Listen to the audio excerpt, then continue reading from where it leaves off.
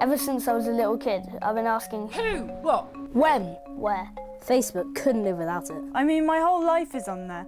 I just want everyone to know what I'm doing, like, all the time. So it's a good job I was born when I was, because I have the internet right at my fingertips, and everything and anything I need to know is out there on the World Wide Web. Everyone knows kids love technology. We all take it for granted, but do you realise what a revolution is happening in your home, giving your job as a parent a whole new dimension?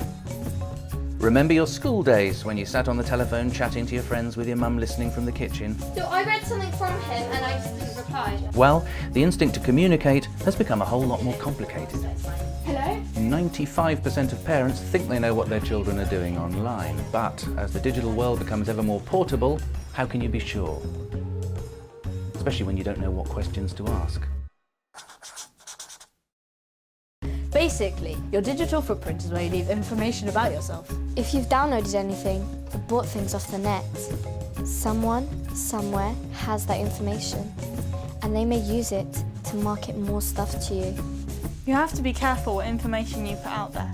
Think twice or even 3 times before you give out bank details. Are you putting pictures of yourself or other people online? Do you post comments or display information about yourself on a communal website? Anything you put out there is there for all time. That picture of you with your backside hanging out the school coach, or that one of you snogging that questionable boy, it's going to be attached to your name forever. Teachers, university admissions, employers, they're all going to see your posts. So far, no one has thought about sending policemen round to your house to find out what you're viewing on the net. That means the temptation to bend the law a little has been quite, shall we say, enticing. You wouldn't commit a crime if everyone could see you do it. But remember, you're not as invisible as you think. Puberty hits you and life as you know it is never the same again. It's like seeing the world through a totally different pair of glasses. It's a time of questions, and some people are really glad that the answers can be found at the click of a button.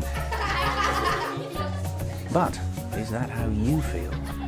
Some easily accessible internet content could frighten your children. This is big stuff. Chances are they've already Googled the word sex.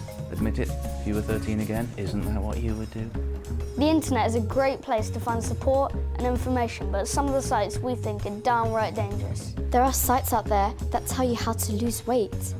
So if you're going through some bad feelings and you felt the need to control your weight, they can be dangerous to users because they have chat rooms that actively encourage children to starve themselves.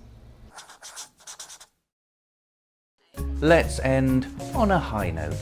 Lots is being done to make the internet as safe as possible, and young people can be educated about the dangers out there. The advice is to start talking to the young people in your life. Ask them what they think of their internet use and how they should protect themselves.